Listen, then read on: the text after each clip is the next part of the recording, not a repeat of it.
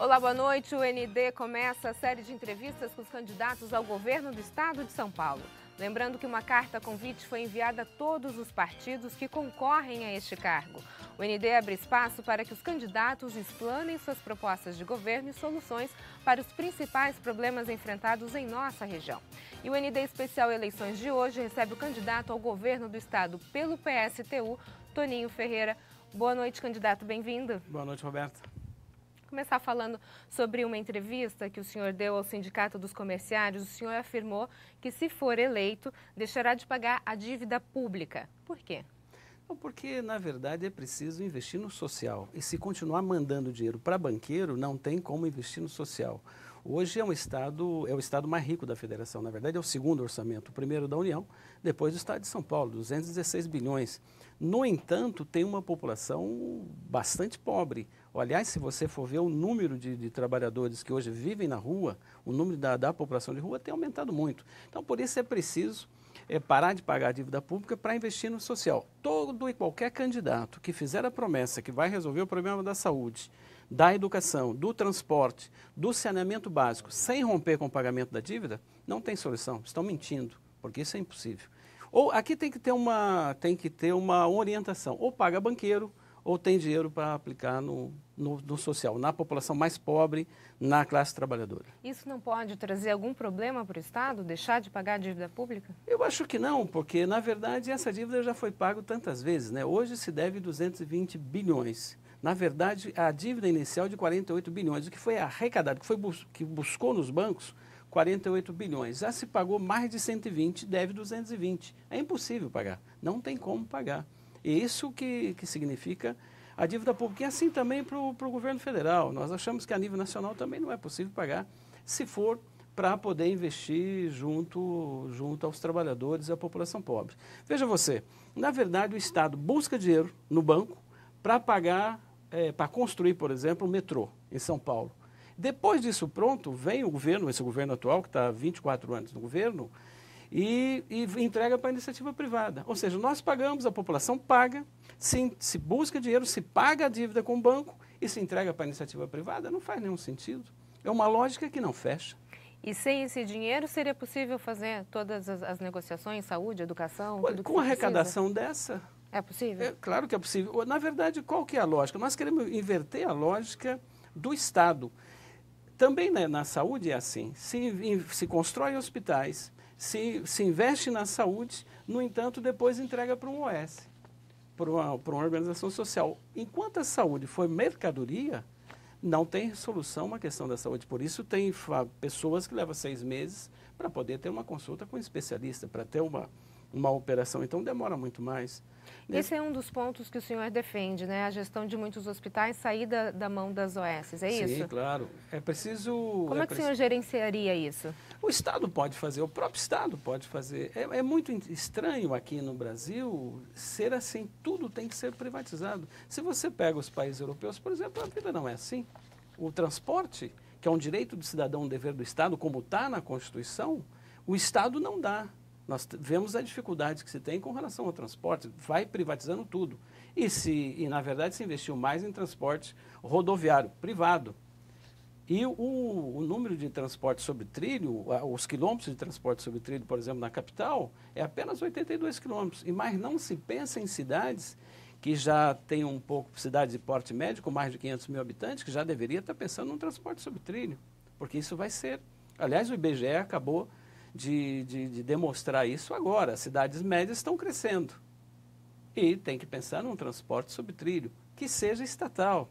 Tudo estatal. Muitas vezes, Roberta, me dizem o seguinte: bom, mas a estatal tem muita corrupção. Ah, bom, aí como se faz? Se tem muita corrupção, tem que combater a corrupção. Não pode combater a estatal.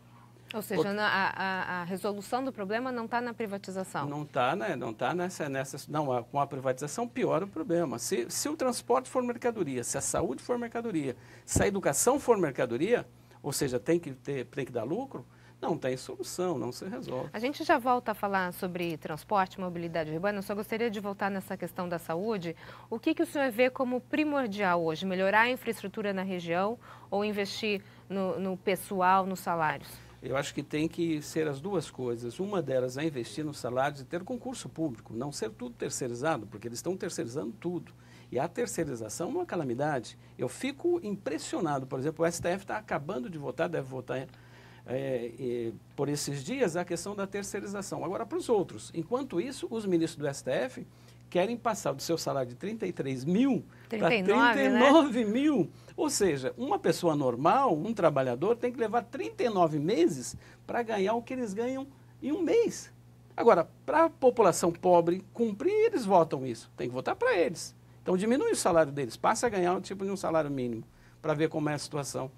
E nós pensamos dessa maneira, tem que ser todo funcionário do Estado, tem que abrir concurso público, tem que ser bem remunerado também o trabalhador do Estado, para poder servir a população. Agora, desculpa, candidato, mas esse é o mundo ideal, né? Agora a gente sabe que não tem dinheiro para tudo, não tem dinheiro para a escola, não tem dinheiro para a saúde. Se mandar para banqueiro não tem, Roberta. Se mandar para banqueiro, os banqueiros estão bem. Você pega qualquer banco, tem crescido muito. Quanto mais crise, mais cresce banqueiro. Então, alguma coisa está errada. Nós não podemos aceitar uma sociedade como no Brasil, onde 6 pessoas, meia dúzia de pessoas, tem a mesma riqueza de 100 milhões de pessoas. É preciso inverter essa lógica. Então, o Estado que eles defendem, e por isso vai terceirizando e privatizando, é o chamado Estado mínimo. Agora, Estado mínimo para quem? Para a população. Porque para os grandes empresários e para banqueiro, o Estado é máximo. Aí vai todo o dinheiro voltado a isso. É um absurdo, nós achamos que não pode ser. Nós queremos inverter essa lógica. Estado para quem precisa do Estado. População pobre e a população trabalhadora. Falando especificamente aqui para a região da Baixada Santista, é possível se falar na construção de um hospital regional? Eu acho que é necessário se ter um hospital regional, que seja estatal. É preciso construir, porque é uma população muito grande a Baixada Santista. Aliás, é muito carente. Uma população também muito carente. E é possível e é preciso fazer isso. Ter hospital regional. É preciso, na verdade, aplicar efetivamente o projeto do SUS. O projeto do SUS, enquanto projeto, é um bom projeto. É a universalidade da saúde. E é preciso mudar tudo isso. Eu fico impressionado, Roberta, eu tenho mandado o Estado todo, eu vejo, e assim no Brasil, eu vejo que existe mais farmácia do que padaria. Deve dar muito lucro isso, não é possível. Aonde tem uma farmácia vira 2, aonde vai se transformando tudo em farmácia. Agora deve estar vendendo produto que não é bom para o povo e não tem nenhuma regulamentação. Tem países, você deve saber disso, que para você comprar um melhoral na farmácia deve ter uma receita. Agora aqui não, vai se vendendo do jeito que bem entende. Como se fosse bala, né? E o povo continua doente, como se fosse bala. Eu acho que isso não pode. Idade tem farmácia ou atravessador de remédio que está financiando o campeonato de futebol com a saúde do povo. Então o povo tem que continuar doente para poder dar lucro. Essa lógica temos que inverter. No próximo bloco a gente continua a falar sobre política. Nós voltamos em instantes. Até já. O ND Especial Eleições está de volta e o nosso bate-papo de hoje é com o candidato ao governo do estado pelo PSTU, Toninho Ferreira. Candidato, eu gostaria de falar agora sobre a declaração de bens. O site Consultoria Eleitoral mostra alguns dados. Ali está escrito que o senhor tem bens declarados em quase 700 mil. É mais do que o governador Márcio França declarou. Ele declarou em torno de 427 mil. Esses dados estão corretos? Estão corretos. A diferença que tem é que eu não minto. E o PSTU tem como princípio não falar mentira. Isso, na verdade, um apartamento que não está pago é computado como bens. Não tem nenhum problema isso. Agora, não pode ser que os políticos fazem dessa maneira. O que o Márcio França coloca não é verdadeiro. Se você pegar o Romero Jucá, que é de Roraima, mas senador, ele declarou os bens em 189 mil. Você acha que isso é verdadeiro? Alguém acredita? Pode ser isso? Não pode ser, é mentira. Eu, na verdade, eu sou advogado, e sinceridade, digamos assim, tenho um escritório que é bem conceituado e tenho esse valor e tenho um apartamento que ainda não está pago. Mas eu acho que deveria dizer a verdade. Aliás, é coisa da política de se dizer a mentira. Todos eles que vêm aqui e prometem tudo e dizem que é pobre e tal, então, mentira, é mente, para poder ganhar voto. Nós não fazemos isso. Nós queremos dizer ao povo... O senhor acha curioso um candidato do PSTU que luta contra o capitalismo, de repente, ter um patrimônio maior do que o do próprio governador do estado? Verdade, não, eu não acho. Eu acho que ele está mentindo. É isso que eu acho. Ele tem um patrimônio maior que o meu. E o meu, inclusive, estou te dizendo, meu apartamento não está pago. Eu pago mensalmente o apartamento, por isso dá esse valor. Agora, se você imaginar, parte disso é investimento na própria luta. Eu invisto o meu dinheiro, inclusive, na própria luta, porque eu acredito nisso, eu tenho convicção daquilo que eu estou falando. Então, por exemplo, a minha campanha, boa parte dela vai sair desse próprio dinheiro, do meu dinheiro pessoal, porque nós não temos financiamento. O França tem, os outros todos têm. Nós não temos financiamento de empresário, porque agora diz que empresa não pode investir, mas que empresário pode. Nós não aceitamos, nós não temos financiamento de nenhum empresário. Nós vivemos com aquilo que a gente pode arrecadar junto aos trabalhadores. E é isso que a gente faz. Eu não vejo nenhuma contradição. Por exemplo, eu fui advogado do Movimento Sem Teto, lá que é o movimento do Pinheirinho, e, no entanto, eu não sou sem teto. Eu tenho uma casa onde morar. Eu posso ser solidário e levar essa luta? Posso, eu acho que devo. Enquanto tiver uma família que não tem onde morar, acho que tenho que estar nessa luta. É dessa maneira que a gente vê. Nós queremos distribuir, inclusive, a riqueza, não é a miséria. Nós somos socialistas, sou socialista e sou convicto nesse sentido. O que nós queremos é distribuir a riqueza, acabar com essa concentração. O que nós não queremos, nós não estamos querendo só dividir a miséria. E como seria distribuir essa riqueza? Se você pega, já disse aqui, com 6 famílias apenas, 3 banqueiros e 3 produtores de cerveja, que tem a mesma riqueza de 100 milhões de pessoas, está absolutamente errado. O que acontece na sociedade hoje é que aqueles que produzem não são os mesmos que distribuem. Porque, na verdade, aqueles que produzem, depois vêm algumas outras mãos e arrecadam tudo para eles. Mas aí o problema está no sistema tributário? Está no sistema não só tributário, que é preciso mudar, mas que está no próprio sistema capitalista. Por isso nós somos socialistas. O sistema capitalista significa isso, absolutamente isso. É a concentração para 1% da sociedade. Nós queremos e nós defendemos 99% da sociedade. É isso que nós defendemos. É por isso que nós chamamos o povo a se rebelar contra esse status quo, contra a situação como está colocada. E todos os outros candidatos querem fazer apenas uma reforma. Nós queremos transformar. Isso, inclusive, é o que diz a nossa candidata a presidente da República, Vera, que é a nossa candidata a presidente da República. Uma mulher negra, nordestina, desse tamanhozinho, mas com muita capacidade e com muita fibra, muita coragem. Arretada. Arretada, entendo. Quais os seus planos para a Baixada Santista? Eu acho que, na verdade, os planos para a Baixada Santista são os mesmos planos para todo o Estado.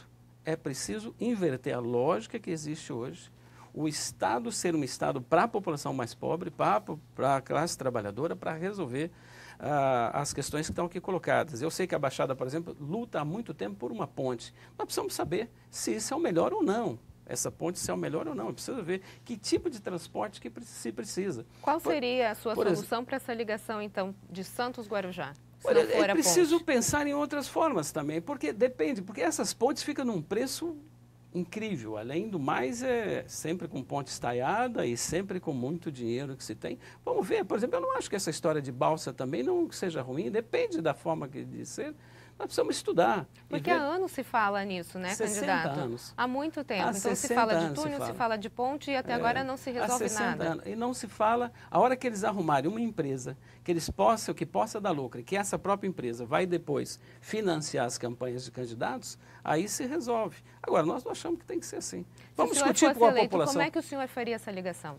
Por exemplo, eu acho que tem que investir também em transporte sobre trilho e é preciso também investir em navegação. Eu acho que é possível fazer isso, que é coisa mais barato e vamos ter que analisar. Não viria a fazer uma promessa, deixa essa ponte que eu vou fazer se for eleito. Estaria mentindo, não vou fazer isso. Então, hoje, nesse caso, o senhor deixaria na questão da travessia de balsas mesmo? Sim, é preciso estudar e ser incentivado essa forma e outras formas de transporte. Por exemplo, por que não um transporte sobre trilho também?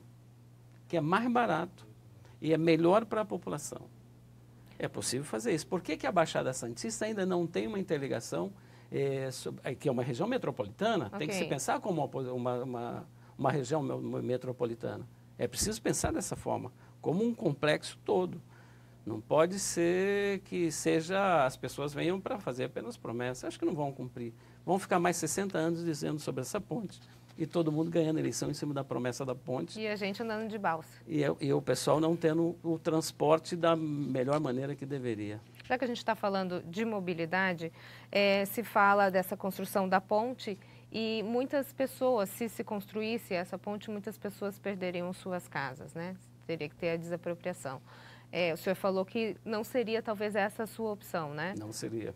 Porque a população mais pobre não pode ser condenada para facilitar a vida de, às vezes, de um número menor de pessoas. Veja só, e a desapropriação não pode chamar o Paulo Vieira para vir fazer a desapropriação, senão o dinheiro vai para a Suíça. Como tem 118 milhões de dólares na Suíça no nome do Paulo Vieira, que era do governo atual. Sim. Ou seja, que ele diz, bom, não trabalhou comigo, mas esse governo está aí há 24 anos, é o mesmo partido. Não pode ser em nome do Lawrence, que inclusive está sendo condenado aí com essa desapropriação. Se tira da população pobre, enriquece e coloca na mão de construtora ou de bancos. Isso nós não vamos fazer, acho que está errado. Eu vou te falar, eu vivo muito essa história de habitação. Vivi muito essa história, tenho estudado sobre isso, conheço bastante disso. Agora, você desaloja muitas vezes e não põe em lugar nenhum. As pessoas ficam sem teto, a indenização é pequena, é baixa. É isso que eu te digo, é muito para empresário e pouco para as famílias mais pobres. Só para a gente finalizar essa questão da mobilidade urbana, o governador Geraldo Alckmin colocou em prática a questão do VLT. O senhor acabou de falar dessa questão de ferrovias, de transporte sobre trilhos. O senhor ampliaria esse trajeto? Faria uma interligação maior? Depende, veja só, depende de como ele faz, inclusive. Ele faz muito pouco, ele fez muito pouco. A linha 15 em São Paulo já está desde 2014. Aliás, era para ser em 2014 para a Copa. Tudo foi tentado para a Copa, não construíram para a Copa. Quantas estações fizeram em São Paulo? Ou quantos VLTs? VLT está prometido para uma série de lugares no estado e que não sai do papel, não se constrói. E o senhor ampliaria? Ampliaria, isso sim, ampliaria, não tenha dúvida. Deixar de pagar bancos para poder ampliar. E digo, a população precisa se mobilizar para isso.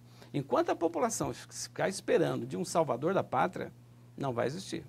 Ok, no próximo bloco a gente continua a falar com Toninho Ferreira, candidato ao governo do estado pelo PSTU. Nós voltamos em instantes. Até já. O ND Especial Eleições está de volta e a gente conversa com o candidato ao governo do estado pelo PSTU, Toninho Ferreira. Candidato, o senhor é ex-metalúrgico, sabe muito bem como é que é a vida na indústria, né? O que pode ser feito para o crescimento industrial aqui da nossa região, principalmente na cidade de Cubatão?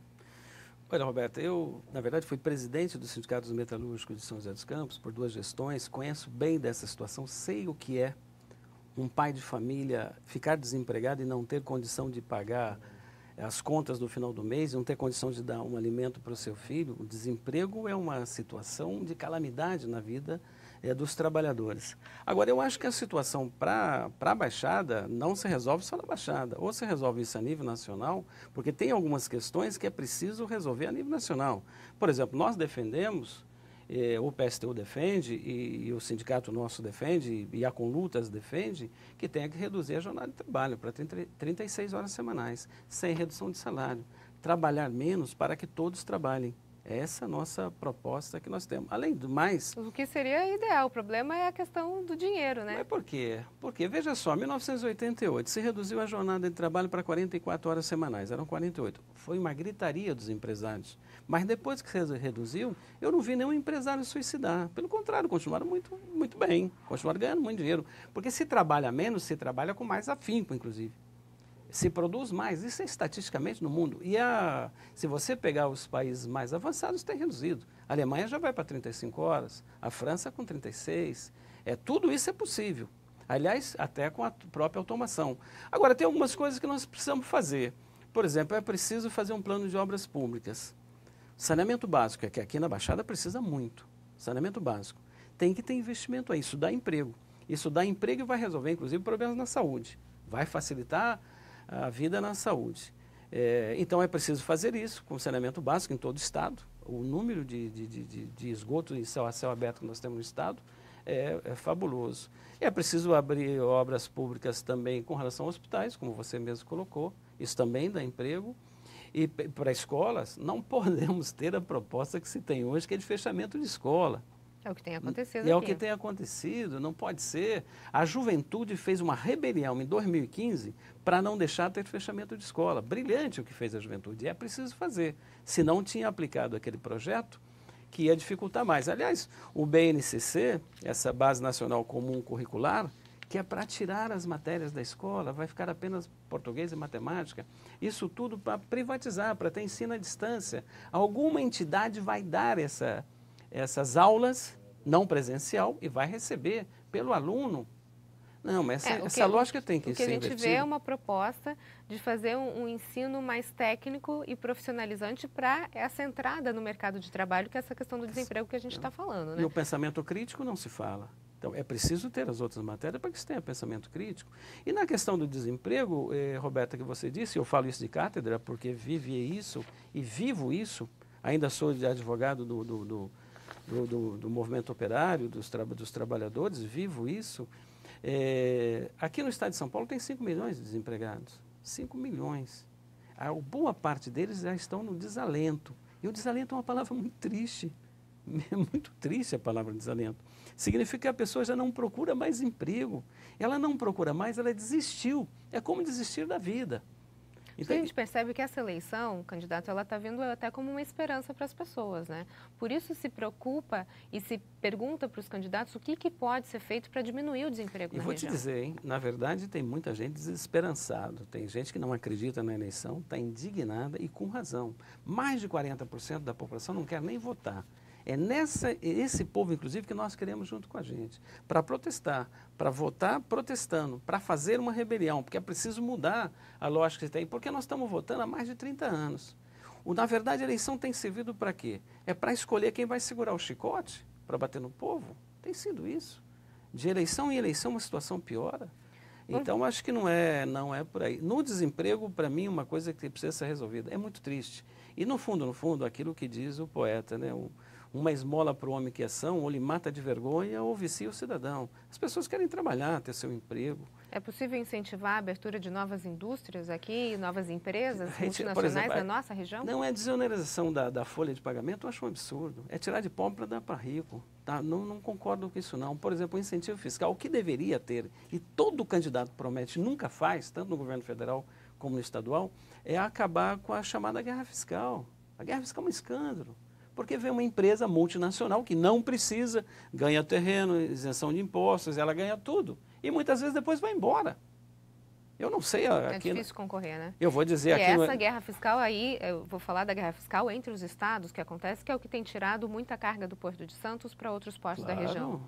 E tá o que pode ser feito? Porque o ICMS, que é o que assusta as pessoas e faz com que elas migrem para outros portos, ele vai para o governo do estado. O senhor, como governador... Eu acho que tem que acabar. É uma luta para acabar com a história da guerra fiscal. A guerra fiscal não serve ao brasileiro, não serve ao Brasil, não serve a ninguém. Só facilita a vida de alguns empresários. Agora, no Porto Santo precisa acabar com a corrupção, né, Roberto? Não pode ser com essa corrupção toda que está aqui. Todo o governo, bom, tá as malas aí do Rocha Loures para demonstrar isso, a Rodrimar e tal, essas coisas todas. Precisa acabar com essa corrupção. Senão não tem solução. E é possível acabar com a corrupção? É possível. É só botar gente que tem um pouco de vergonha na cara também. Aí não viram, porque é uma coisa escandalosa. A corrupção é uma coisa escandalosa. Não é possível. Ok, Toninho, muito obrigada pelas suas informações. Sucesso. Eu que agradeço, Roberta, mas já terminou? Terminou. Que pena. Estava boa a conversa. Muito obrigado. O ND fica por aqui. Uma ótima noite para você. Fique agora com o Jornal da Band. Até mais.